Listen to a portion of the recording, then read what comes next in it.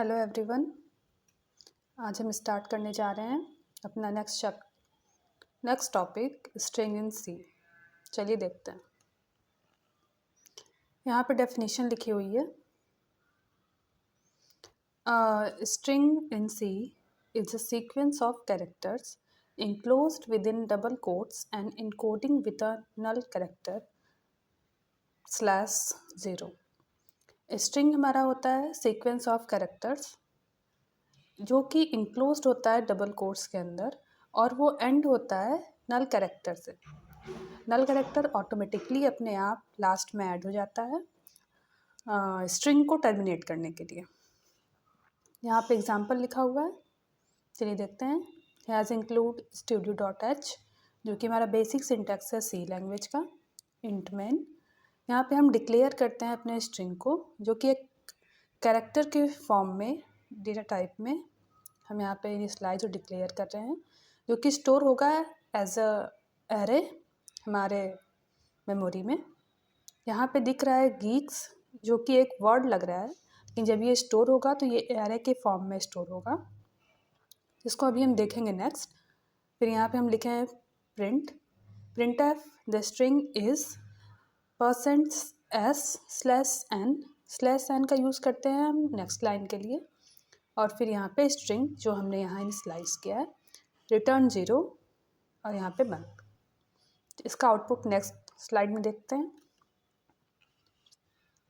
देखिए इसका आउटपुट है द स्ट्रिंग इज किक्स। यही हमने प्रिंट कराया था। वहाँ पे हमने लिखा तो कुछ ऐसे था, लेकिन जब ये स्टोर होगा हमारे मेमोरी में तो वो एरे के फॉर्म में स्टोर होगा, और ये जो नल कैरेक्टर है ये ऑटोमेटिकली ऐड हो जाएगा लास्ट में।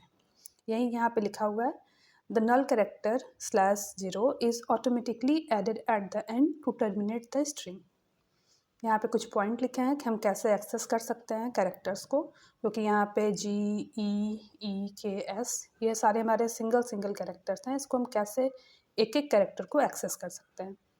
यहाँ पहला पॉइंट है a string in C is an array of characters ending with /0। A string हमारे C में ये एरे ऑफ कैरेक्टर्स होता है। जैसे यहाँ पे स्टोर है ना सारे कैरेक्टर्स एरे के फॉर्म में, यहाँ वहीं लिखा है a string in C is an array of characters ending with /0।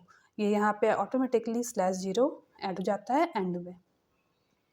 We can access any character of the string by providing the position of the string like an array. यहाँ पे हम किसी भी कैरेक्टर को एक्सेस कर सकते हैं इसके पोजिशन को प्रोवाइड करके। जैसे यहाँ पे G का पोजीशन होगा 0, इस वाले E का होगा 1, इसका होगा 2, ऐसे इसका 3 और इसका 4। इसको हम देखते हैं अभी नेक्स्ट स्लाइड में। यहाँ पे एग्जांपल हमने लिया है एक्सेस करने का कैरेक्टर का। हम एक्सेस करेंगे फर्स्ट कैरेक्टर को, तो यहाँ पे हमने सिंटैक्स दिया है has include story.h int man. यहाँ पे हमारा कैरेक्टर है गीक्स, जो हम पिछले स्लाइड में इनिशियलाइज किए थे।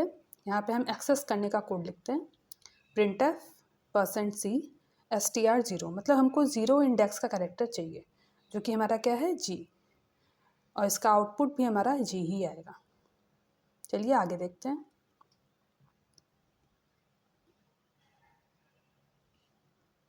यहाँ पे हमारा नेक्स्ट है अपडेट। हम कैसे किसी कैरेक्टर को अपडेट कर सकते हैं। We can change individual characters of a string using their index. हम एक एक इंडिविजुअल कैरेक्टर्स को चेंज कर सकते हैं उसके इंडेक्स को मॉडिफाई करके। उसके इंडेक्स पे जो वैल्यू हो उसको हम मॉडिफाई कर सकते हैं उसके इंडेक्स पे वैल्यू स्टोर करा के। जैसे यहाँ पे लिखा है str0 = h। हम जो 0 इंडेक्स है वहाँ पे हम G की जगह पे H या कोई और भी कैरेक्टर स्टोर करा सकते हैं। जैसे यहाँ पे एग्जाम्पल है, ये तुम्हारा बेसिक सिंटैक्स है। यहाँ पे हम अपडेट करा रहे हैं update the first character of the string.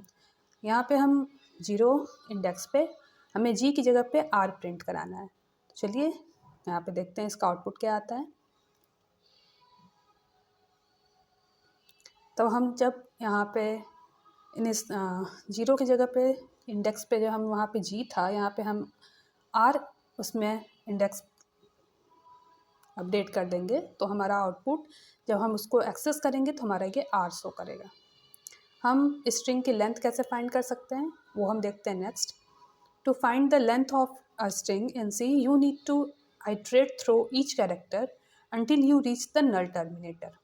हम नॉर्मली बिना किसी प्रोग्राम के जब हम लेंथ फाइंड करना चाहेंगे तो हम पर्टिकुलर एक एक कैरेक्टर को काउंट करेंगे जब तक हमारे लास्ट में नल कैरेक्टर ना मिल जाए।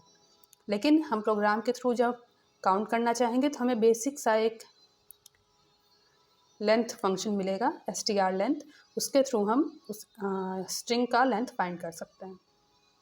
ये लिखा है this process is handled efficiently by the strlen function from the C standard library।